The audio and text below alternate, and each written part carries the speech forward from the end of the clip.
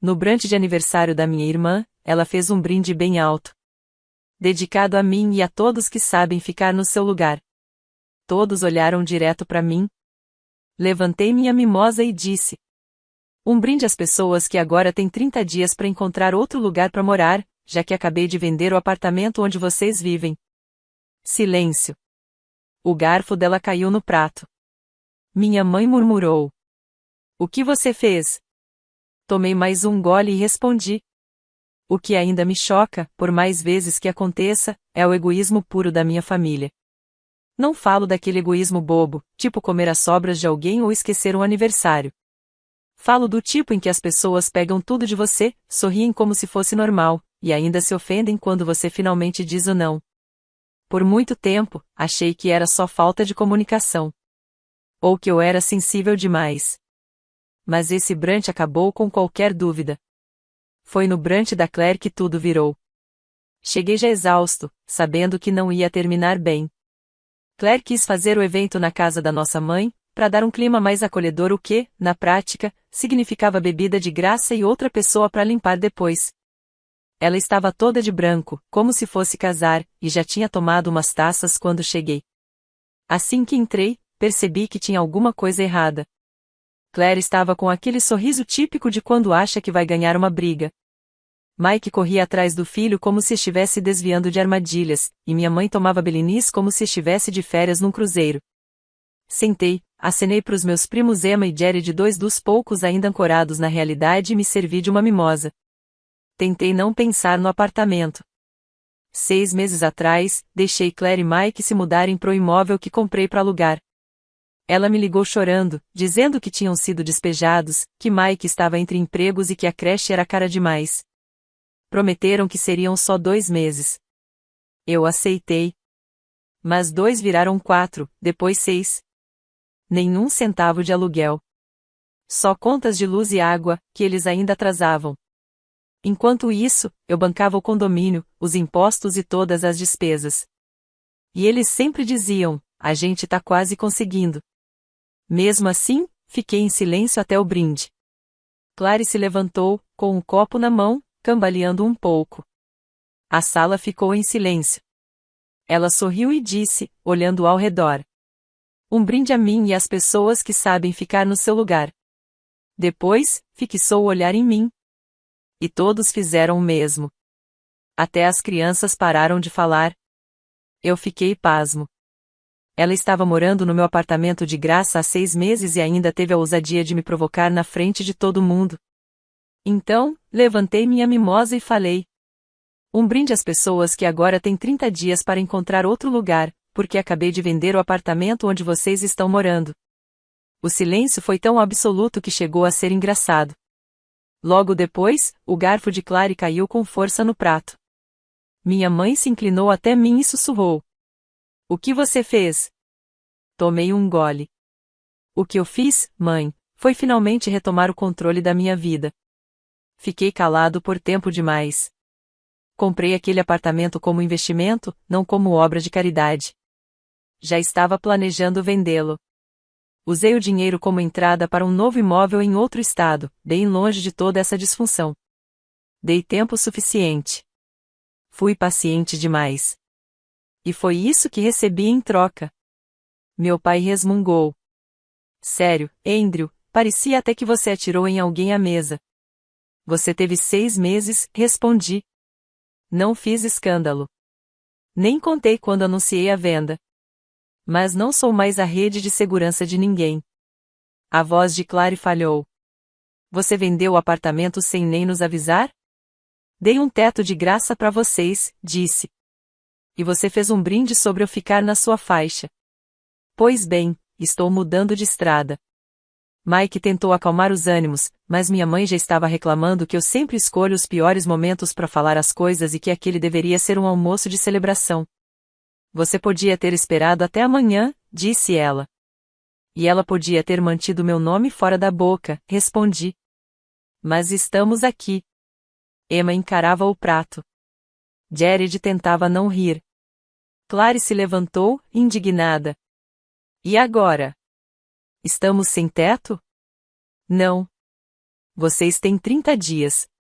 Inclusive, eu ia ajudar com o primeiro mês de aluguel. Ia contar isso hoje. Mas depois disso, vocês vão ter que se virar. O pânico começou a se espalhar pela sala. As vozes se elevaram. Meu pai soltou um palavrão. Minha mãe derrubou a bebida.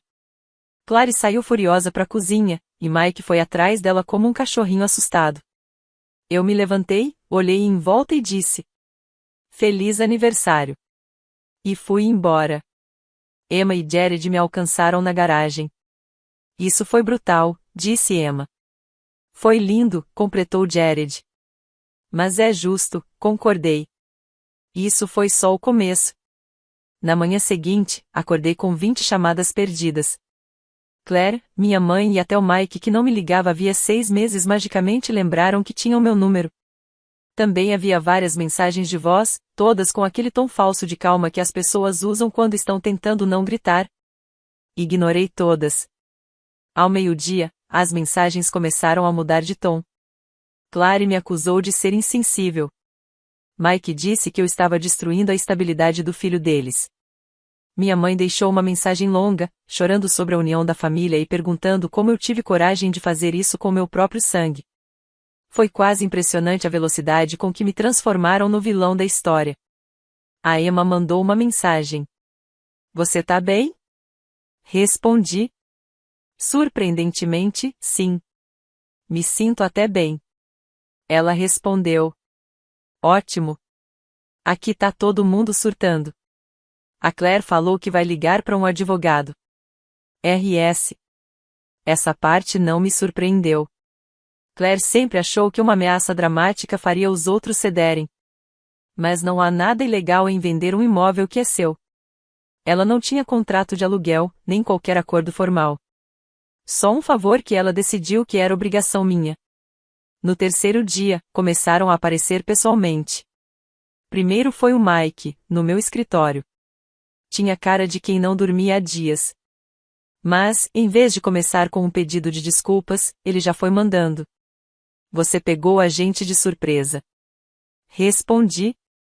Engraçado, porque 6 meses de promessas vazias me pegaram de surpresa também. Ele logo mudou de abordagem. Disse que só precisavam de mais um tempinho. 2 meses depois, Max, o filho deles, estaria na creche, e aí poderiam começar a pagar o aluguel ou pelo menos tentar. Falei que já era tarde. O negócio estava fechado. Condomínio sob contrato. Inspeções marcadas para a semana seguinte. Não tinha mais volta. Aí veio o desespero. Ele perguntou se eu não poderia desistir da venda. Disse que a gente podia resolver isso como família. Chegou a oferecer-me pagar por fora assim que as coisas melhorassem. Eu ri. Que parte disso te faz achar que eu ainda confio em você para qualquer coisa? Ele saiu dali resmungando que eu tinha deixado o dinheiro me mudar como se eu não tivesse carregado ele nas costas por 6 meses. Na noite seguinte, a Clara apareceu no meu apartamento. Nem bateu. Já chegou gritando assim que abri a porta.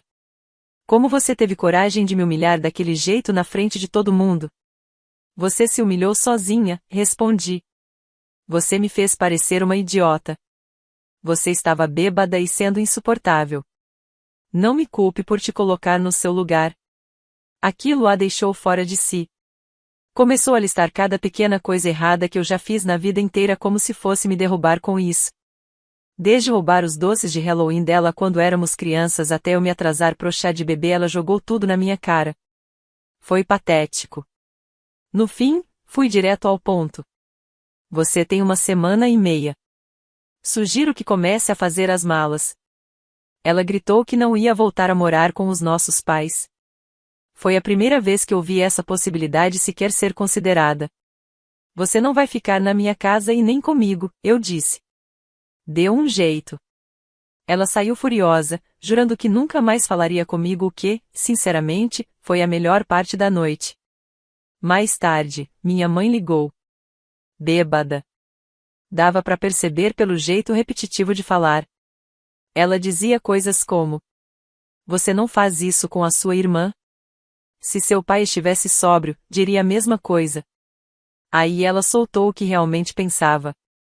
Você se acha melhor do que a gente só porque tem esse seu empreguinho, seu dinheiro, seus apartamentos para alugar. Mas não se esqueça de quem trocou suas fraldas. Desliguei na hora. É sempre assim, a palavra família só aparece quando eles precisam de alguma coisa.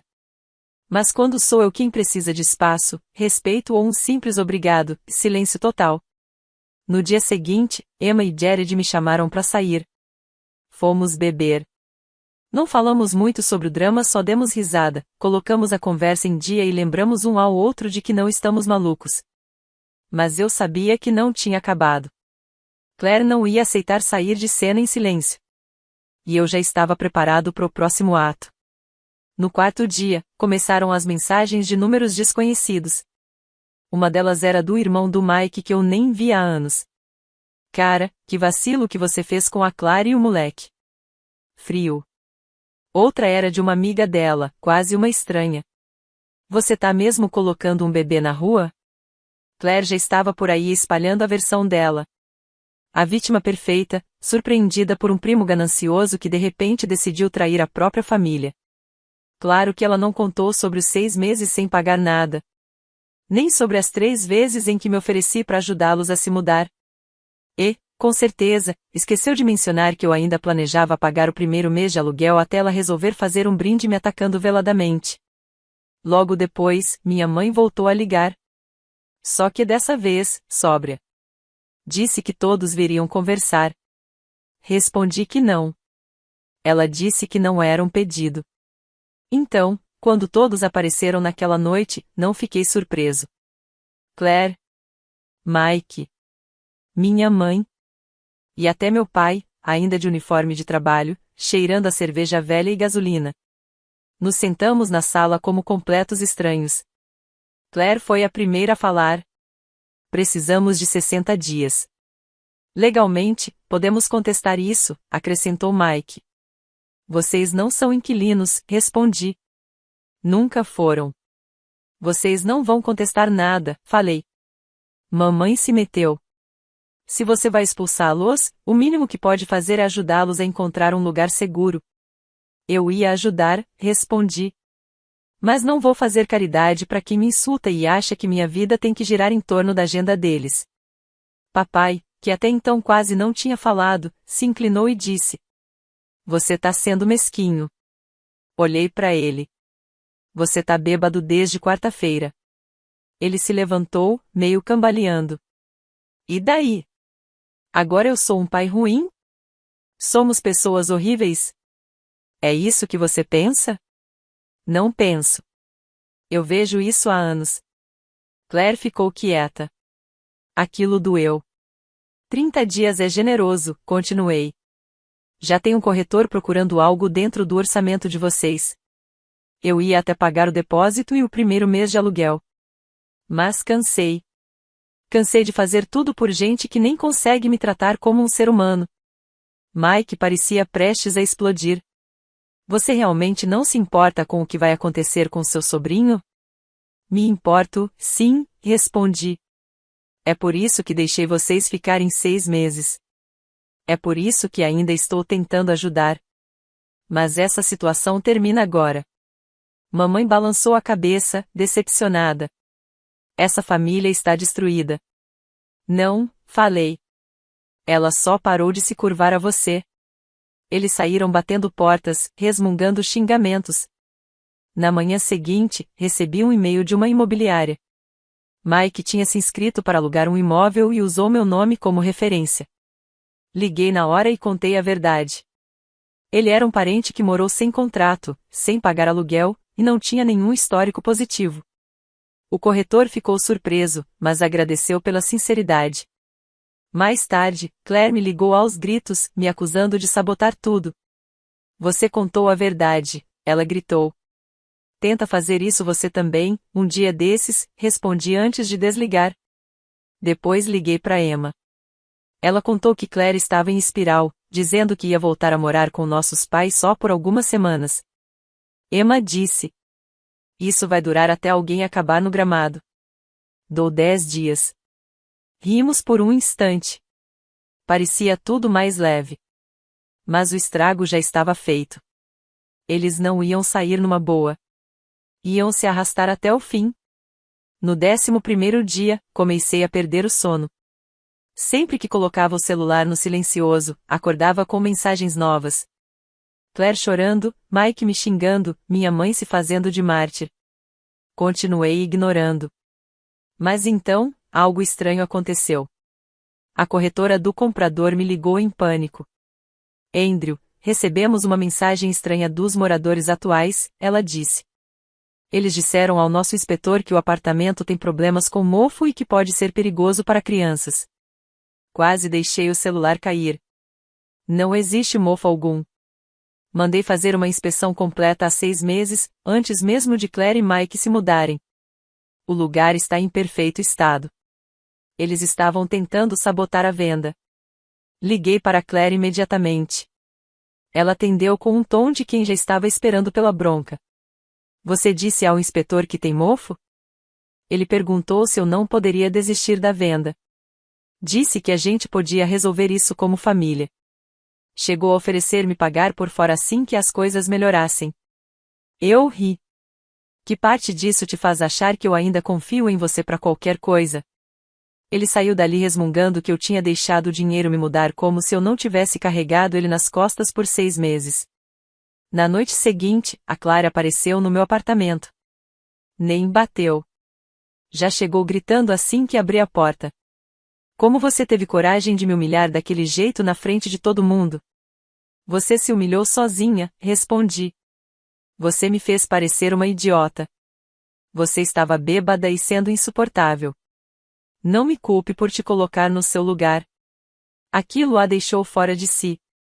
Começou a listar cada pequena coisa errada que eu já fiz na vida inteira como se fosse me derrubar com isso. Desde roubar os doces de Halloween dela quando éramos crianças até eu me atrasar pro chá de bebê, ela jogou tudo na minha cara. Foi patético. No fim, fui direto ao ponto. Você tem 1 semana e meia. Sugiro que comece a fazer as malas. Ela gritou que não ia voltar a morar com os nossos pais. Foi a primeira vez que ouvi essa possibilidade sequer ser considerada. Você não vai ficar na minha casa e nem comigo, eu disse. Deu um jeito. Ela saiu furiosa, jurando que nunca mais falaria comigo, o que, sinceramente, foi a melhor parte da noite. Mais tarde, minha mãe ligou. Bêbada. Dava para perceber pelo jeito repetitivo de falar. Ela dizia coisas como: Você não faz isso com a sua irmã? Se seu pai estivesse sóbrio, diria a mesma coisa. Aí ela soltou o que realmente pensava. Você se acha melhor do que a gente só porque tem esse seu empreguinho, seu dinheiro, seus apartamentos para alugar.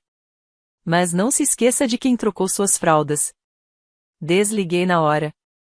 É sempre assim, a palavra família só aparece quando eles precisam de alguma coisa.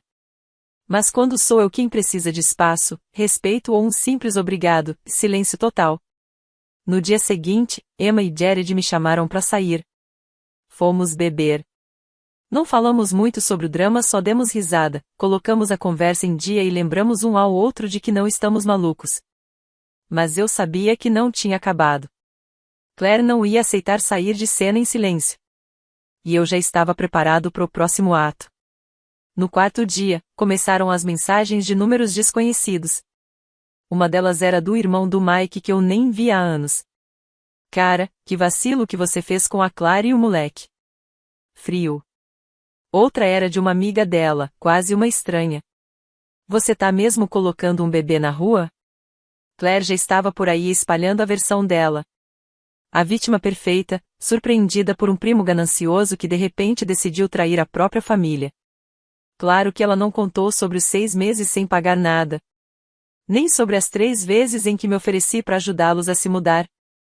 E, com certeza, esqueceu de mencionar que eu ainda planejava pagar o primeiro mês de aluguel até ela resolver fazer um brinde me atacando veladamente.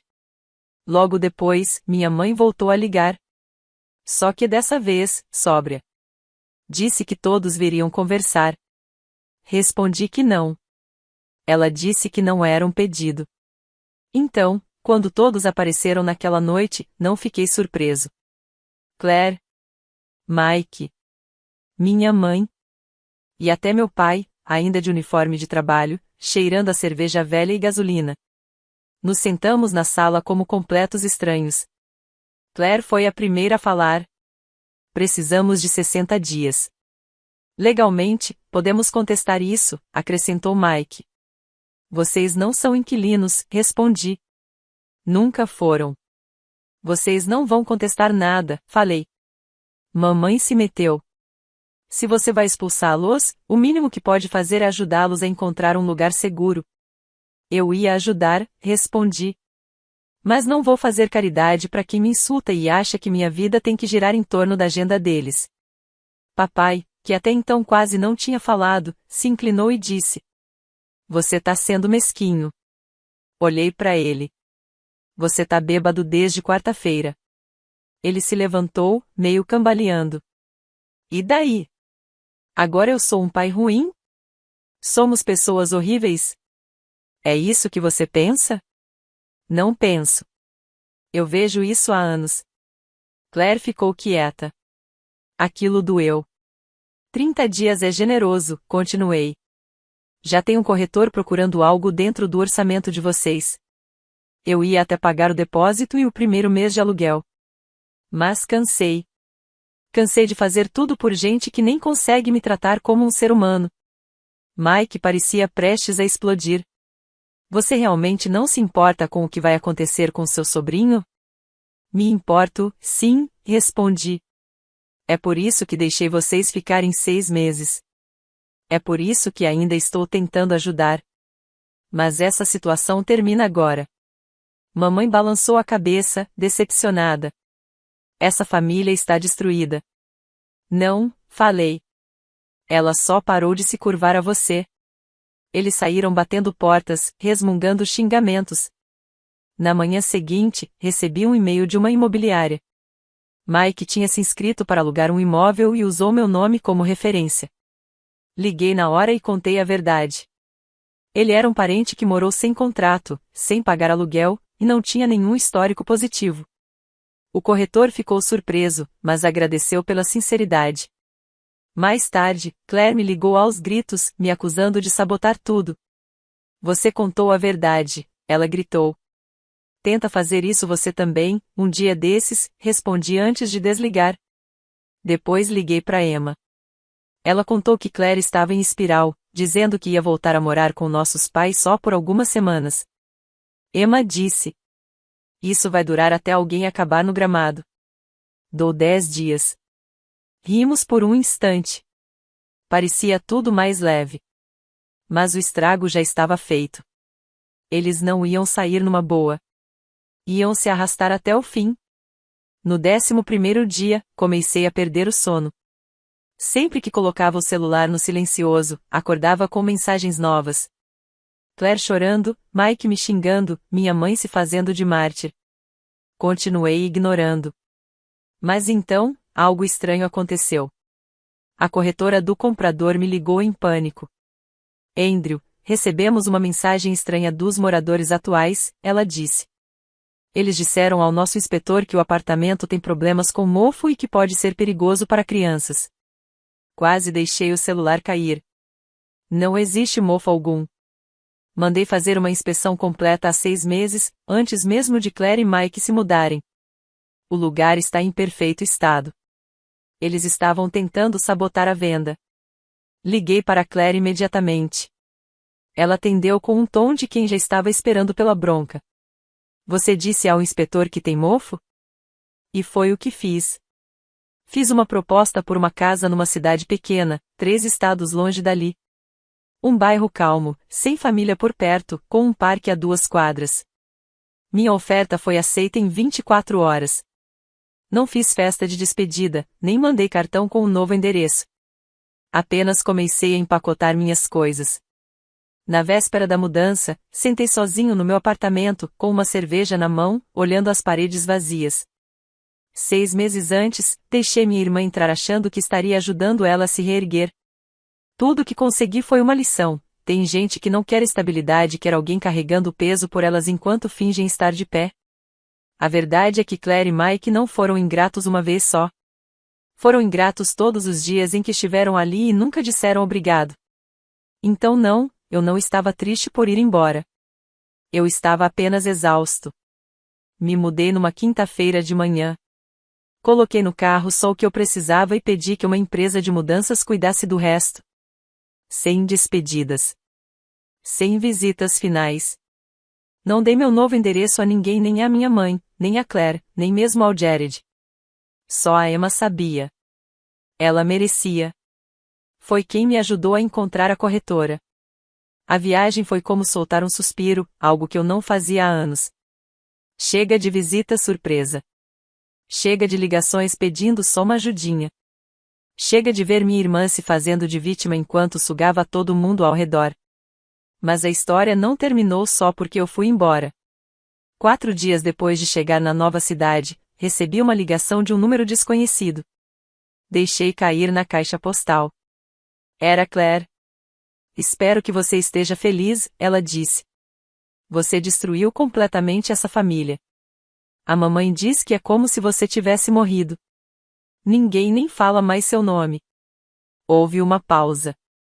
A propósito, o Mike está tentando um emprego de meio período e a gente está pensando em tentar nosso próprio lugar de novo. Não se preocupe, não vamos pedir nada. Já aprendemos a lição. Ela desligou. Não retornei a ligação. Uma semana depois, a Emma me mandou mensagem. Mamãe está exausta. Claire ainda está lá.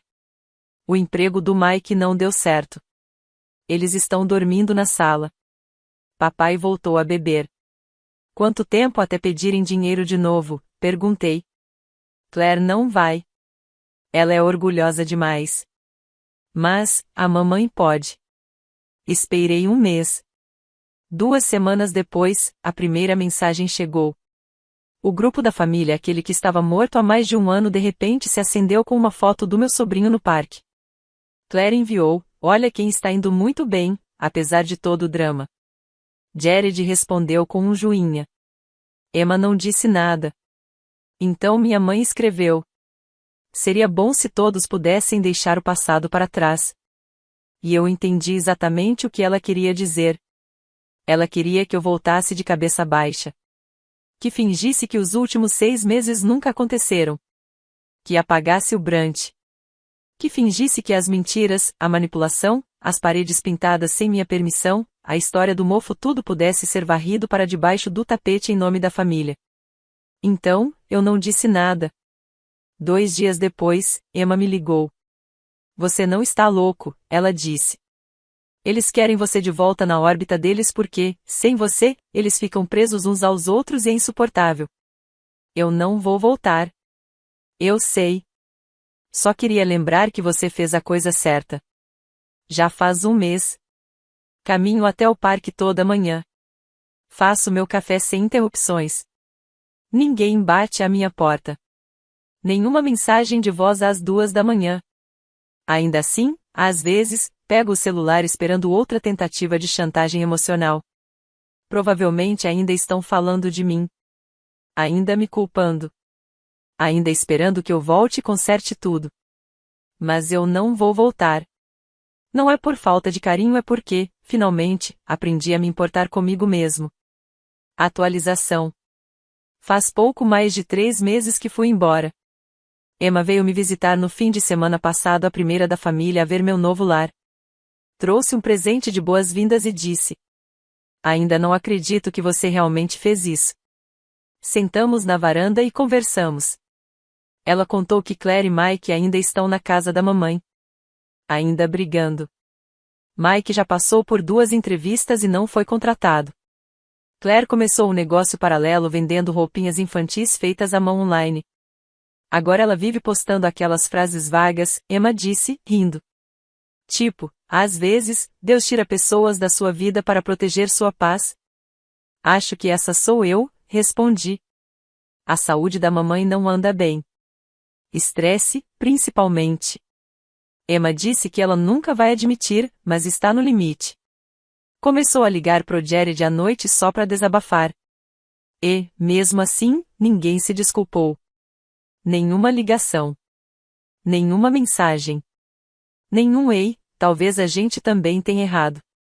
Apenas silêncio e umas postagens passivo-agressivas no Facebook, cheias de indiretas. Enquanto isso, eu durmo melhor. Meus vizinhos são tranquilos. Me matriculei na academia local.